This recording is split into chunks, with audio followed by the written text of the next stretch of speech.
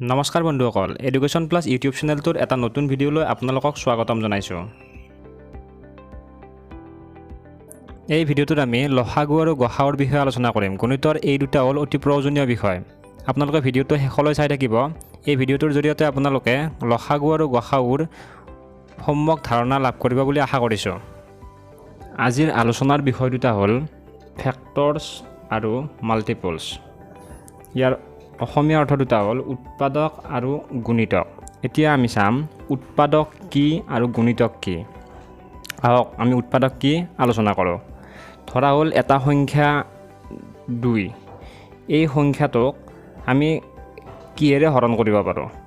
এই 2 সংখ্যাটোক আমি 1 হৰণ কৰিব পাৰোঁ আৰু 2 হৰণ কৰিব পাৰোঁ। অৰ্থাৎ 2 সংখ্যাটোক কেৱল 1 আৰু 2 হৰণ কৰিব পাৰোঁ। সেইবাবে 1 আৰু 2 হ'ল 2 সংখ্যাটোৰ উৎপাদক। এইবাৰ আমি 10 সংখ্যাটোৰ ক্ষেত্ৰত চাওঁ। 10 সংখ্যাটোৰ ক্ষেত্ৰত 10 সংখ্যাটোক হৰণ কৰিব পৰা সংখ্যা কেইটা হ'ল 1, 2, 5 আৰু 10। অৰ্থাৎ 1 10 হৰণ কৰিব পাৰি, 2 হৰণ কৰিব পাৰি, 5 হৰণ কৰিব পাৰি আৰু 10 হৰণ কৰিব পাৰি। এই সংখ্যাকেইটাক 10ৰ উৎপাদক বুলি কোৱা হয়। অৰ্থাৎ আপোনালোকে বুজি পাইছে যে যিবোৰ সংখ্যাৰে আমি এটা সংখ্যাক হৰণ কৰিব পাৰোঁ সেই সংখ্যাবোৰক সেই নিৰ্দিষ্ট সংখ্যাটোৰ উৎপাদক বুলি কোৱা হয়। আন এটা উদাহৰণ হিচাপে ল'ব পাৰোঁ আমি 12 সংখ্যাটো। 12 সংখ্যাটোক আমি কিহেৰে হৰণ কৰিব পাৰোঁ? 1 হৰণ কৰিব পাৰোঁ, 2 হৰণ কৰিব পাৰোঁ 6 বাৰ, 3 হৰণ কৰিলে 4 বাৰ, 4 হৰণ কৰিলে 3 বাৰ, 6 হৰণ কৰিলে 2 বাৰ আৰু 12 হৰণ কৰিলে 1 বাৰ। অৰ্থাৎ আমি 12 সংখ্যাটোক 1, 2, 3, 4, 6 আৰু 12 হৰণ কৰিব পাৰোঁ। অৰ্থাৎ আমি দেখা পাইছোঁ যে 12ৰ উৎপাদকবোৰ হ'ল 1, 2, 3, 4, 6 আৰু 12। এইবাৰ আমি গুণিতকৰ বিষয়ে আলোচনা কৰিম। এতিয়া চাম আমি গুণিতক কি বস্তু। অৰ্থাৎ এটা সংখ্যা ধৰা হ'ল 2। এই সংখ্যাটোৰে আমি কি সংখ্যা হৰণ কৰিব পাৰোঁ? অৰ্থাৎ 2 আমি 2 হৰণ কৰিব পাৰোঁ, 4 হৰণ কৰিব পাৰোঁ, 6 হৰণ কৰিব পাৰোঁ, 8 হৰণ কৰিব পাৰোঁ, 10 হৰণ কৰিব পাৰোঁ, ... এইবোৰ সংখ্যাক আমি 2 হৰণ কৰিব পাৰোঁ। আমি 5 কোনবোৰ সংখ্যা হৰণ কৰিব পাৰোঁ? 5 হৰণ কৰিব পাৰোঁ, 10 হৰণ কৰিব পাৰোঁ, 15 হৰণ কৰিব পাৰোঁ, 20 হৰণ কৰিব পাৰোঁ। অৰ্থাৎ 5 আমি এই সংখ্যাবোৰক হৰণ কৰিব পাৰোঁ। ইয়াৰ পৰা আমি গম পাম যে 2ৰ গুণিতক হ'ব এইকেইটা সংখ্যা আৰু 5ৰ গুণিতক হ'ব এইকেইটা সংখ্যা। অৰ্থাৎ আমি এটা সংখ্যাৰে যিবোৰ সংখ্যা হৰণ কৰিব পাৰোঁ সেইবোৰ সংখ্যাক আমি নিৰ্দিষ্ট সংখ্যাটোৰ গুণিতক বুলি ক'ম। অৰ্থাৎ আমি উৎপাদকৰ ক্ষেত্ৰত চাইছিলোঁ যে নিৰ্দিষ্ট সংখ্যাটোক আমি কি সংখ্যাৰে হৰণ কৰিব পাৰোঁ। অৰ্থাৎ 2ক আমি 1 আৰু 2 হৰণ কৰিব পাৰোঁ। 1 আৰু 2 আছিল 2ৰ উৎপাদক। কিন্তু এতিয়া 2 আমি 2, 4, 6, 8, 10 আদি হৰণ কৰিব পাৰোঁ। গতিকে এই সংখ্যাকেইটা হ'ল 2ৰ গুণিতক। এইবাৰ আমি আলোচনা কৰিম এলচিয়াম আৰু এইচচিএফৰ বিষয়ে। এই বিষয় দুটা পৰীক্ষাৰ দৃষ্টিকোণৰ পৰা অতি প্ৰয়োজনীয়। এলচিয়ামক লসাগু বুলি কোৱা হয় আৰু এইচচিএফক গসাউ বুলি কোৱা হয়। লসাগু মানে হ'ল লঘিষ্ঠ সাধাৰণ গুণিতক আৰু গসাউ মানে হ'ল গৰিষ্ঠ সাধাৰণ উৎপাদক। আমি এই বিষয় দুটা জনাৰ আগতে প্ৰথমতে জানিব লাগিব সাধাৰণ উৎপাদক আৰু সাধাৰণ গুণিতক কি। সাধাৰণ শব্দটোৱে উভয় শব্দটোক বুজায়, অৰ্থাৎ উভয়ৰে উৎপাদক, আৰু সাধাৰণ গুণিতক মানে হ'ল উভয়ৰে গুণিতক। এতিয়া আমি এটা উদাহৰণ হিচাপে চাম।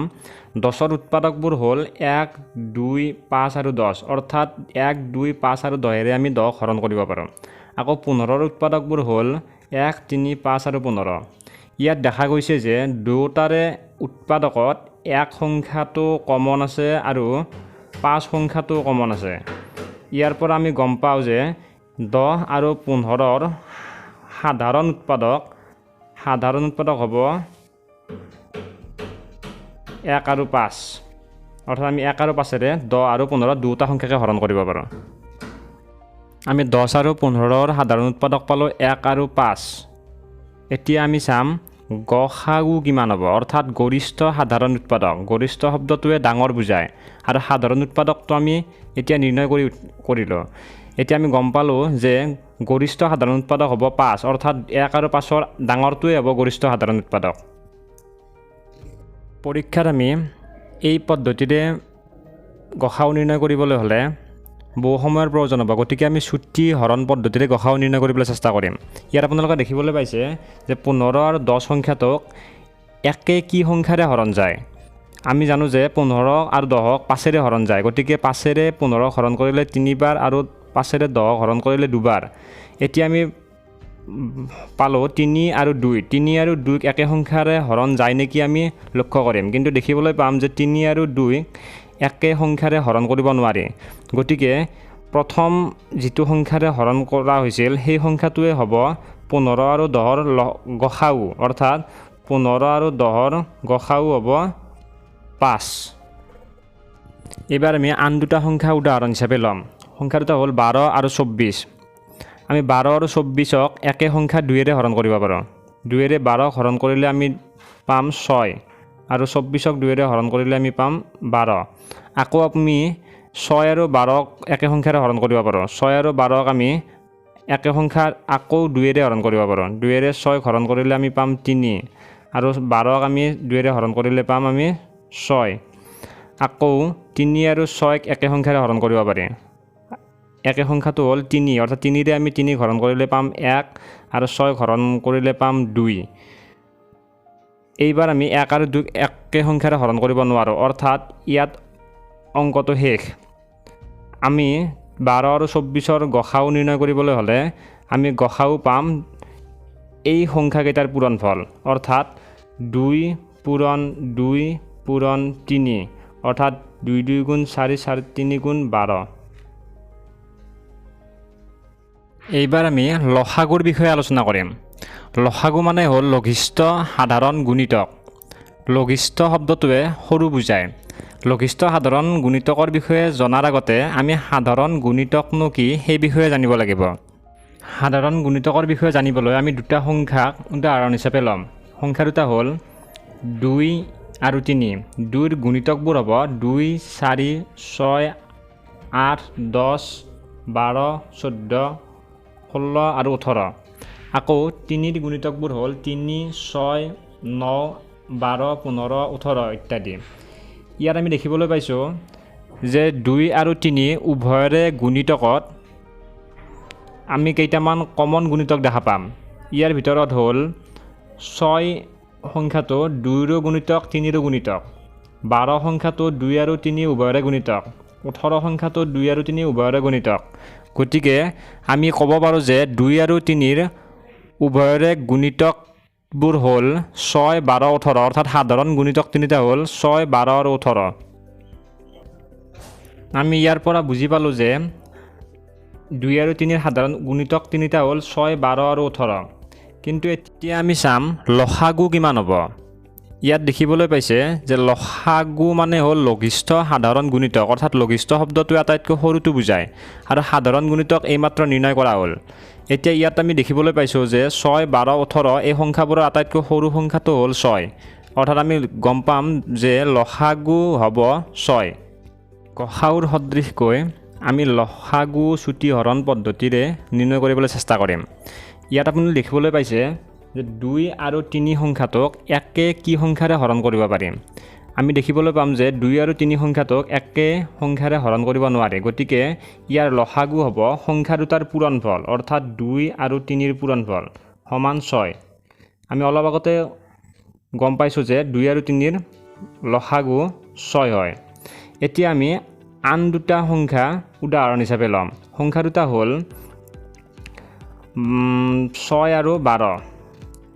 ইয়াত আমি দেখিবলৈ পাম যে 6 আৰু 12ক একে কি সংখ্যাৰে হৰণ কৰিব পাৰি।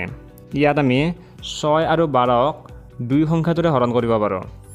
2ৰে 6ক হৰণ কৰিলে পাম আমি 3 আৰু 2ৰে 12ক হৰণ কৰিলে পাম আমি 6। আকৌ 3 আৰু 6ক একে সংখ্যাৰে হৰণ কৰিব পাৰি 3ৰে।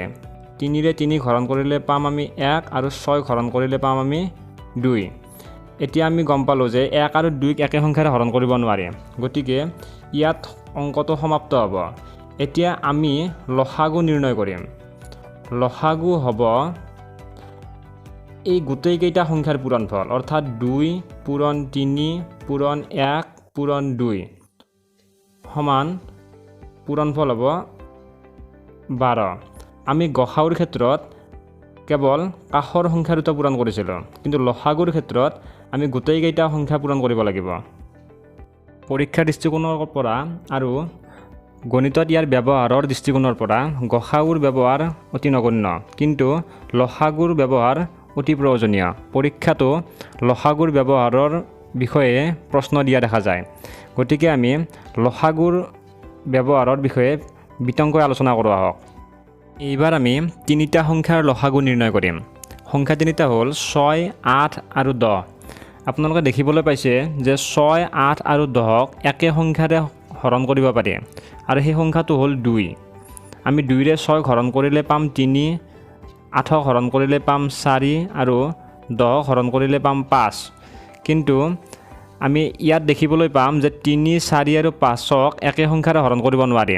আপোনালোকে লক্ষ্য কৰিব যে তিনিটা সংখ্যাৰ যিকোনো দুটাক একে সংখ্যাৰে হৰণ কৰিব পাৰি নেকি, কিন্তু ইয়াত আমি 3, 4কো একে সংখ্যাৰে হৰণ কৰিব নোৱাৰোঁ, আৰু 4, 5কো একে সংখ্যাৰে হৰণ কৰিব নোৱাৰোঁ, আৰু লগতে 3, 5কো একে সংখ্যাৰে হৰণ কৰিব নোৱাৰোঁ। গতিকে ইয়াতে অংকটো সমাপ্ত। অৰ্থাৎ আমি লসাগু নিৰ্ণয় কৰিবলৈ হ'লে এই সংখ্যাকেইটাৰ পূৰণফলেই হ'ব 6, 8 আৰু 10ৰ লসাগু, অৰ্থাৎ 2 পূৰণ 3 পূৰণ 4 পূৰণ 5, আৰু ইয়াৰ মান হ'ব 120, অৰ্থাৎ 120টোৱে হ'ব 6, 8 আৰু 10ৰ লসাগু। এইবাৰ আমি চুটি হৰণ পদ্ধতিৰে 4টা সংখ্যাৰ লসাগু নিৰ্ণয় কৰিবলৈ চেষ্টা কৰিম।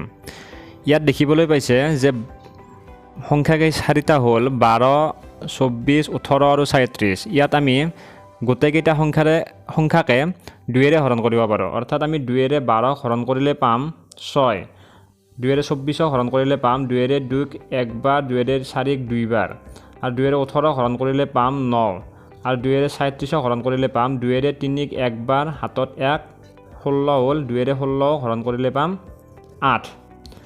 আকৌ আমি ইয়াত দেখিবলৈ পাইছোঁ যে 12 আৰু 18ক 2ৰে হৰণ কৰিব পাৰোঁ। আমি অলপ আগতে কৈ আহিছোঁ যে সংখ্যা 4টা থাকিলেও যদি দুটা সংখ্যাকো একে সংখ্যাৰে হৰণ যায় তেন্তে আমি হৰণ কৰিব লাগে। ইয়াত আমি 2ৰে হৰণ কৰিলে দেখা পাম যে 6ক 2ৰে হৰণ কৰিলে পাম 3, 12ক 2ৰে হৰণ কৰিলে পাম 6, 9ক 2ৰে হৰণ নাযায়, গতিকে 9টো তেনেদৰে লিখা থাকিব, আৰু 2ৰে 18ক হৰণ কৰিলে পাম আমি 9। এতিয়া আমি দেখিবলৈ পাম গোটেইকেইটা সংখ্যাকে 3ৰে হৰণ যায়, অৰ্থাৎ 3ৰে হৰণ কৰিলে 3 হৰণ কৰিলে পাম 1, 6 হৰণ কৰিলে পাম 2, 9 হৰণ কৰিলে পাম 3, আৰু 9 হৰণ কৰিলে পাম 3। ইয়াত 3 দুটা টকা দেখা গৈছে। ইয়াত 3ৰে এই দুটা 3কে হৰণ যায়, গতিকে আমি 3ৰে হৰণ কৰিম। 3ৰে 1ক হৰণ নাযায়, গতিকে 1টো তেনেদৰে লিখা থাকিব, 2ক হৰণ নাযায়, 2টো তেনেদৰে লিখা থাকিব, 3ৰে 3ক হৰণ কৰিলে পাম 1, আৰু 3ৰে 3ক হৰণ কৰিলে পাম 1। এতিয়া আমি দেখা পাম 1, 2, 1, 1 এই 4টা সংখ্যাক একে সংখ্যাৰে হৰণ কৰিব নোৱাৰি। একে সংখ্যা একেৰে হৰণ কৰিব পাৰি যদিও একেৰে হৰণ কৰি কোনো লাভ নহ'ব। গতিকে 12, 24, 18 আৰু 37 এই সংখ্যাকেইটাৰ লসাগু হ'ব এই সংখ্যাকেইটাৰ পূৰণফল, অৰ্থাৎ 2 পূৰণ 2 পূৰণ 3 পূৰণ 3 পূৰণ 1 পূৰণ 2 পূৰণ 1 পূৰণ 1 এই সংখ্যাকেইটাৰ পূৰণফল, আৰু এই সংখ্যাকেইটাৰ পূৰণফল হ'ব 72। অৰ্থাৎ আমি গম পালোঁ যে 12, 24, 18 আৰু 37 এই সংখ্যা 4টাৰ লসাগু হ'ব 72। এতিয়া আমি আন 4টা সংখ্যাৰ লসাগু নিৰ্ণয় কৰিবলৈ চেষ্টা কৰিম। আপোনালোকে দেখিবলৈ পাইছে যে সংখ্যা 4টা হ'ল 7, 16, 9 আৰু 21। ইয়াত আপোনালোকে চিন্তা কৰিলে গম পাব যে ইয়াত 7 আৰু 21ক আমি 7ৰে হৰণ কৰিব পাৰোঁ। অৰ্থাৎ আমি 7ৰে হৰণ কৰিলে পাম 1, 16 7ৰে হৰণ নাযায়, গতিকে 16 সংখ্যাটো তেনেদৰে লিখিব লাগিব। 9 7ৰে হৰণ নাযায়, 9 সংখ্যাটো তেনেদৰে লিখিব লাগিব। 7ৰে 21ক হৰণ কৰিলে পাম আমি 3। এইবাৰ আপোনালোকে দেখিবলৈ পাইছে যে 9 আৰু 3ক 3ৰে হৰণ কৰিব পাৰে, গতিকে আমি 3ৰে হৰণ কৰিলে পাম 1ক হৰণ নাযায়, গতিকে 1 তেনেদৰে লিখি থাকিব। 3ৰে 16 হৰণ কৰিব নোৱাৰে, গতিকে 16 সংখ্যাটো তেনেদৰে লিখি থাকিব। 3ৰে 9 হৰণ কৰিলে আমি পাম 3 আৰু 3ৰে 3 হৰণ কৰিলে পাম আমি 1। এইবাৰ আমি দেখিবলৈ পাইছোঁ যে 1, 16, 3 আৰু 1 এই সংখ্যা চাৰিটাক আমি একে সংখ্যাৰে হৰণ কৰিব নোৱাৰোঁ। গতিকে আমি এই অংকটো ইয়াতে সমাপ্ত কৰিব লাগিব। আমি 7, 16, 9 আৰু 21ৰ লসাগু পাম এই গোটেইকেইটা সংখ্যাৰ পূৰণফল। আৰু এইকেইটা সংখ্যা পূৰণ কৰিলে আমি পাম 1008। অৰ্থাৎ 7, 16, 9 আৰু 21ৰ লসাগু হ'ব 1008। শেষত এটা প্ৰশ্ন আপোনালোকৰ বাবে ৰখা হ'ল। প্ৰশ্নটো হ'ল 6, 14, 21 আৰু 37ৰ লসাগু নিৰ্ণয় কৰা। উত্তৰটো আপোনালোকে কমেণ্ট ছেকশ্যনত জনাব। ভিডিঅ'টো চাই কেনে পালে লাইক কৰিব, কমেণ্ট কৰিব আৰু চেনেলটো ছাবস্ক্ৰাইব কৰিবলৈ নাপাহৰিব। ধন্যবাদ।